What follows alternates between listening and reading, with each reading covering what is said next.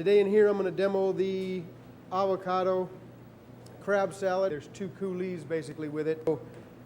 One would be to roast the pepper in the oven. So this yellow pepper I've rubbed lightly with olive oil. It's on a wire rack. It's going into a 350-degree oven. This one I'm going to make into a coulis, but I'm going to cook it on the stove top instead of in the oven. There's a third way that I'm not going to show you in here because I prefer to do it on the grill and I don't have a grill in here. And for time concern, the third way would be to char the pepper, fire roasted pepper. I like the flavor of a fire roasted pepper coulis a lot, but color wise on an appetizer, it's hard to get all that charred skin away, and sometimes you end up with that discoloring it. So instead, I'm going to do the stovetop one. So first, just breaking down a bell pepper. I start right about maybe a ½ inch down this side, and I cut straight down.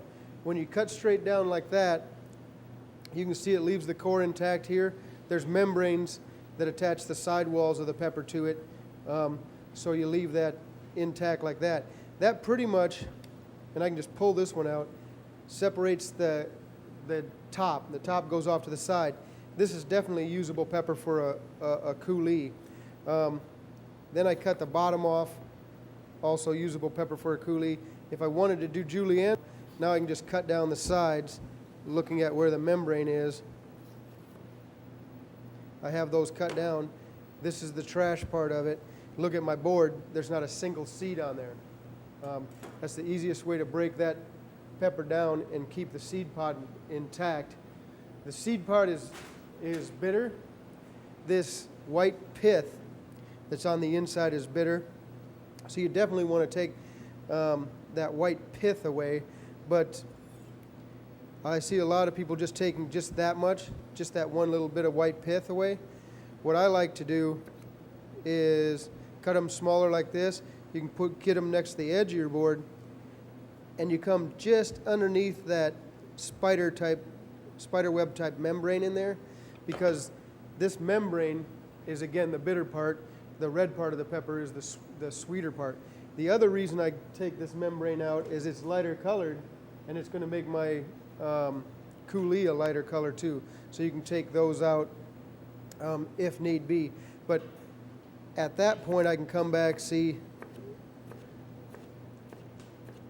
and come across my 1/8 inch or so for juliennes. I'm going to take at least the white part of the membrane out of these.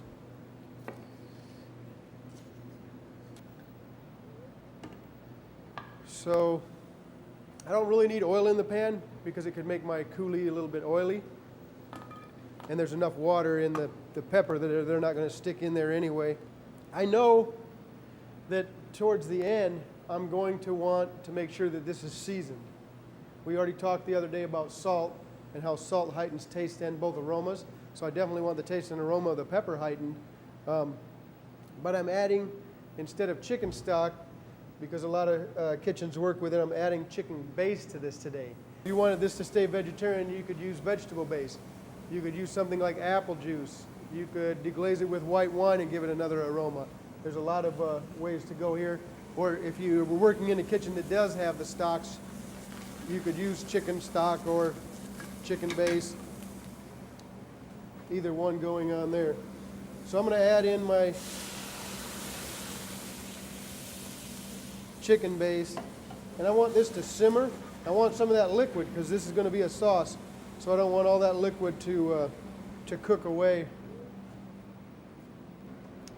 If you read in the book about one of the coulis, they talk about using some cornstarch in there. So I'm going to make a little bit of a coulis here. Again, cornstarch has to go into the cold water.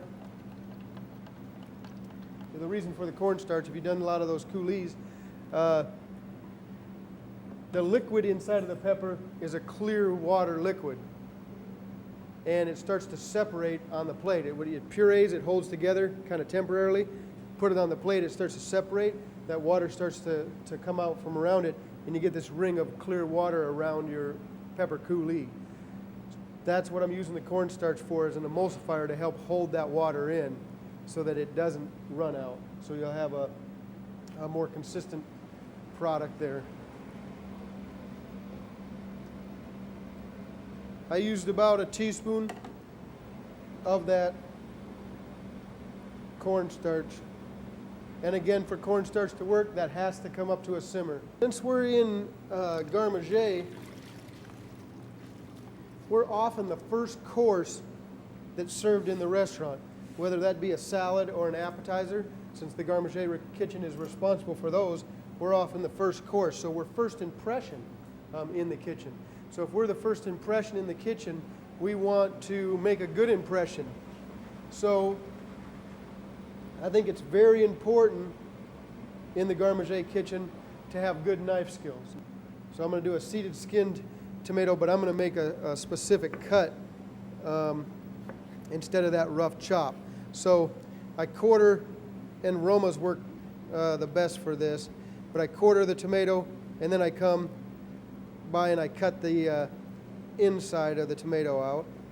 If you're doing concasse correctly, you're only blanching and shocking it really quick so the skin comes off and you're not softening the flesh of the tomato.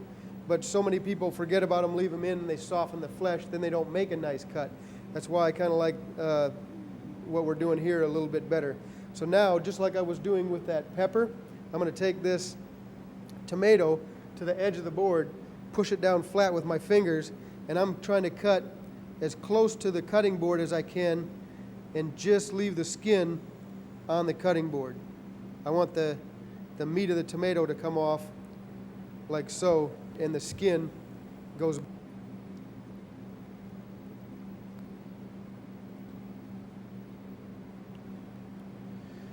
So now we have skinned, seeded tomato to work with. So now, because of the shapes, I cut 1/4-inch strips on a diagonal like this. Those 1/4-inch strips are laying that way. Come back and cut them a 1/4-inch across this way. They're not going to be perfect squares, but they're pretty uniform in size. I'm going to cut up the avocado to show you the. So when I cut an avocado is a stone fruit, one big seed in the middle. So I'm going to cut into that seed, and then I work my way around, and I keep it on the board so I'm not cutting into my hand. I've worked my way around that. Then you can just twist it, and the one half comes apart like that. Now I take the other half, put it in my hand, and I put the knife into the stone like that, and then I twist it like that, which brings the stone out nice and easy. Then I just push down on the knife on the board, it pops the stone out. I don't always throw the stone away. The stone has natural enzymes that keep the flesh of the avocado from oxidizing. I usually come back after that and quarter these guys because they're easiest to work with that way. Get my thumb under one side of the skin and pull that back. These are a little bit green yet. Again, I want to worry about, especially when I've got a nice firm avocado like this, I can come back and make a really nice cut to it. So I want it to be a nice about 1/4-inch cut going on across it there. An avocado doesn't taste as good until you salt it or you put some lime juice on it. Well, I think of avocados as an aromatic ingredient. It's an aromatic ingredient. We add the taste. That's why it needs salt. That's why it needs the lime juice. Because it doesn't have it, we're going to add it.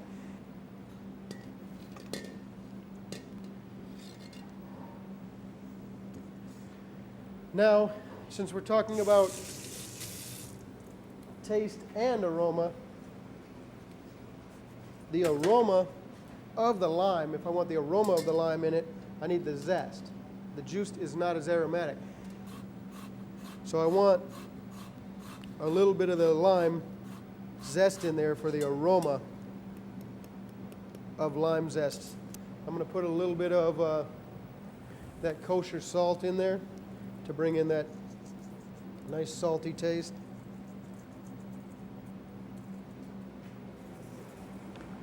And I usually roll the lime to smash and get the juices. And we'll put a little bit of that lime to it.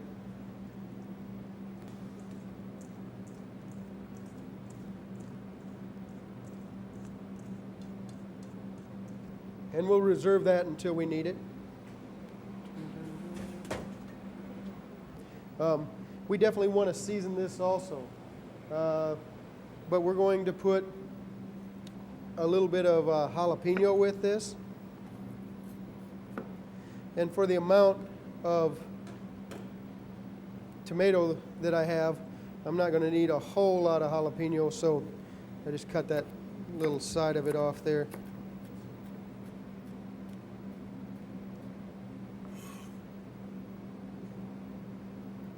So we'll have those in the mixture. And we have fresh cilantro. It's also called Chinese parsley. So I don't need a whole lot of this going on for that amount, so I'm going to pick just a little bit of it. Now, herbs. When you're using herbs in something fresh like this, you definitely want fresh herbs. I wouldn't use dried herbs.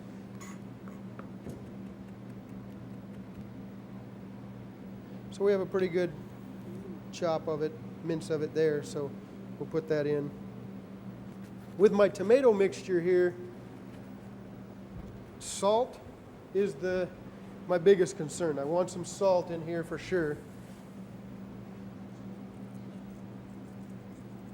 to enhance the aroma of the tomato and bring out more taste.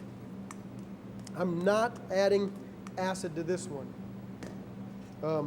because I don't want, if I did add acid, I would find something other than the lime juice, because I don't want everything on the dish tasting like lime juice. If I make this ahead of time, it gives times for these flavors to meld together, kind of infuse with each other, and this will taste better if you make it ahead and let it sit. So I'm going to let that sit, and we'll work on the red pepper coulis. You can do a coulis with a raw pepper. The texture's not as nice, but it can definitely happen with a raw pepper as well. I'm going to put that stone in with the avocado. Now you can see this juice along the side here is a little bit thicker. We may end up having to thin this out a little bit.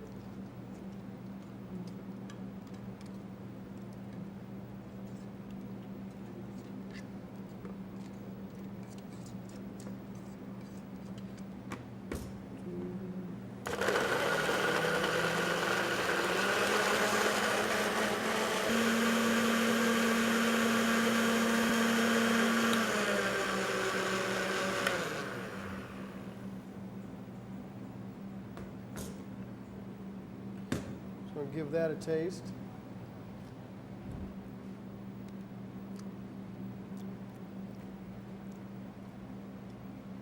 That's pretty tasty the way that it is. So we're going to strain it because we didn't skin that pepper.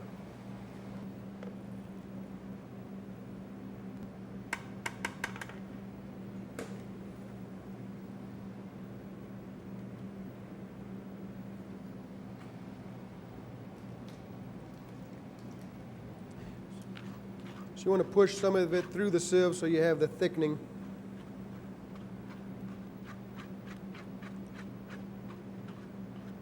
So now you can see the consistency that I have there. Now that I've strained it, I want to taste that again. I think it gets better every time I taste it. So I would set that in an ice bath in here because we have the time. I'm going to put it in the reach-in to cool it.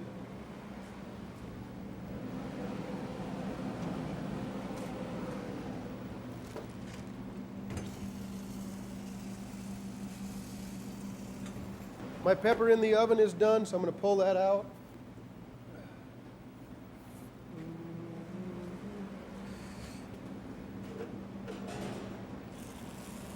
So I'm going to take that pepper and put it into a stainless steel bowl, and then I'm going to take plastic wrap and cover it. What this is going to do is seal it in and cause the steam to loosen the skin. This is some picked snow crab meat. In the package, there's some of the leg meat. So I'm going to take one of the pieces of the leg meat here. I'm just going to take a small end of it because I don't need as big of a piece. But I'm going to take a small end of it, and I'm going to save that aside for garnish purposes. I can just kind of break some of that other leg up into smaller pieces. We already talked about the taste profile of crab being sweet, so we definitely want to salt it. We want to heighten it, the aroma, with the salt. So I'm going to add a little bit of salt to the crab meat. Not enough to make it salty, just enough to heighten it. Then I want to add, not enough to make it taste like a lime, but just a little bit of acid to just kind of heighten the acidic side of that. So you can see I just put a few squeezes in there of that acid so that we have this seasoned up a little bit. And we'll kind of stir that around. And we'll let that sit. I'm going to put that other piece back in there. I'm going to let that sit in the refrigerator till we're ready to use it, because I don't want to time temperature abuse the proteins. In my bowl, you can kind of see what happened to the pepper. It shrunk up with that steam. On my cutting board, I'm going to keep that bowl handy because I might need it for the juices in the pepper. When I'm making roasted pepper coulis, the juices that come out of the inside of the roasted pepper are highly concentrated essential flavors of that pepper. So I want those. I don't want to discard them. I don't want to lose those down the drain or on the cutting board there. So now they're soft enough I can pull the top off. And I usually split it in half, and you can see the juices running out on the board. You can see in here how much juice was inside that half of the pepper. So we got ounce and a half of liquid out of there just from splitting that pepper in half, and that taste is essential flavor of that pepper. So I got the seeds out of that. That's where the rest of my pulp's going to go into once I work with that pulp. Now, I want to lay these out basically into strips of pepper. You want to get any of the seeds out of the inside of it.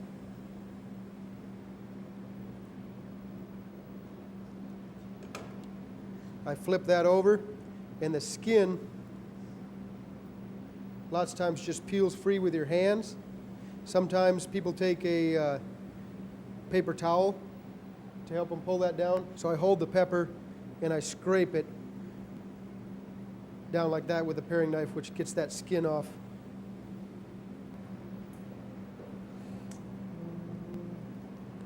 So a coulis will always be smooth, no chunky parts left to that coulis. And I'm going to put, this has got a little bit of juice in here from the pepper, remember, and this pepper is softer, so it doesn't need as much liquid as the other one did. This one doesn't have any salt. The other one started with some salt because it had the salt from the chicken base. So I'm going to start by adding a little salt at the beginning to this one. The last one that I made I added sour to it through that vinegar, remember? So this one, I want to contradict the sour. So the best contradiction to sour is what? Sweet. So I want this one to be sweet. So the pepper's already sweet, but I'm going to heighten that sweet with mirin. Mirin is sweet cooking rice wine. It's really a sweet syrup. So I'm going to add a little bit of that. So this one will be sweeter. So not only will the two peppers be on the plate be different colors, they'll be different tastes. So they represent different tastes.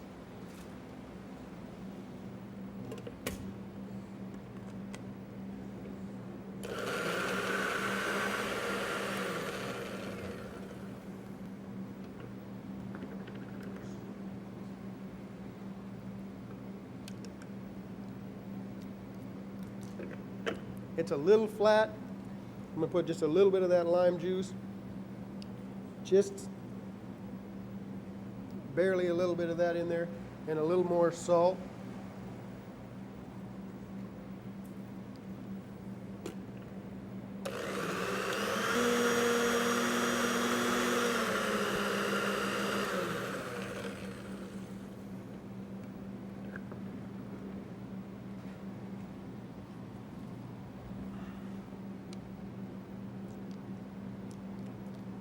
That brightened it up. Put that aside. I have that same bowl with the pepper juices in it. Let's strain this one. This one wouldn't need to be strained as much, but I'm straining them because I want them to be close to the same consistency, because they're going to be laying next to each other on the plate. And if they're different consistencies, one overpowers the other. It usually doesn't look good. That'll be enough for me to play with, hopefully. Put just a little bit of that back into it.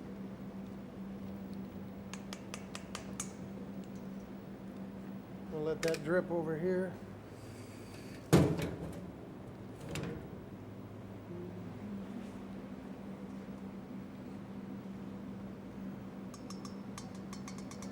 Got one chunk in there somehow.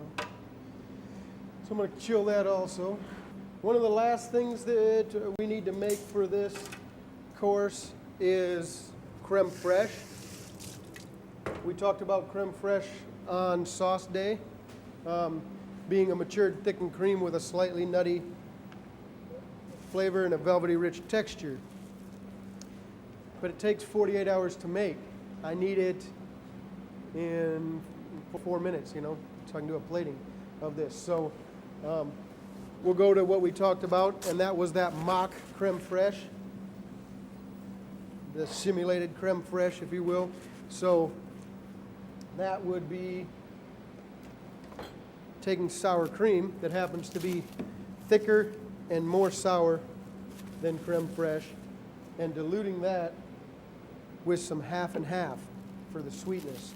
So cut down on the sour. Remember, it's about 5 parts sour cream to about 1 part of the half and half.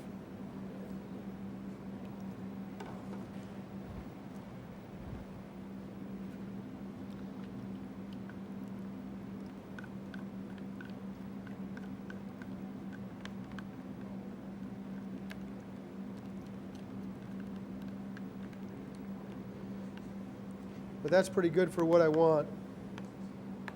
Kind of a soft peak whipped cream is what I would compare it to.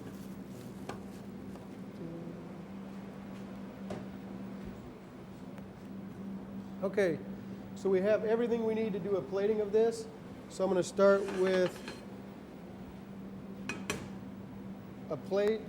I'm going to start with the tomato, and I'm going to put it in the bottom of the square mold. And just kind of one layer of the tomato.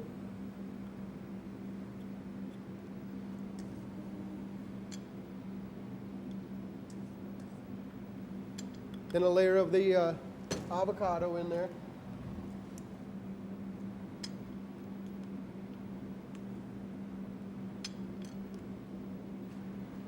This square mold's a little harder to work with than a round one, but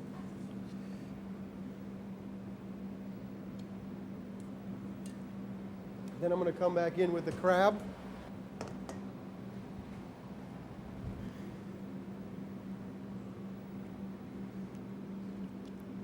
So the crab's the main ingredients, crab and avocado. So I want the crab kind of up on the top, or closer to the top. And I'm pressing down now as I'm putting it in so that I get a nice, compact, firm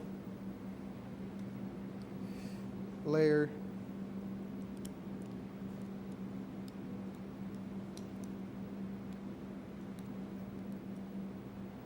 So I have my layer there. Then we want a little bit of the creme fraiche in the top.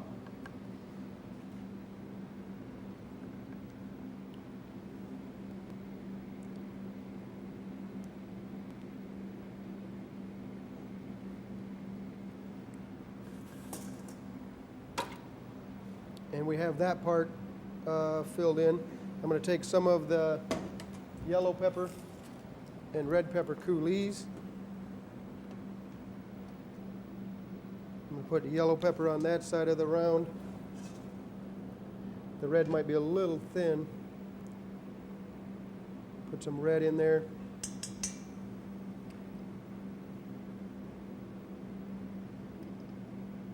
Kind of swirl it a little bit. Pick that up. Pick up that one across there. I like to lay a piece of the crab across the top. Little wedge of the lime in the middle, and a leaf off the cilantro laying on that. I like to sprinkle Old Bay seasoning on it.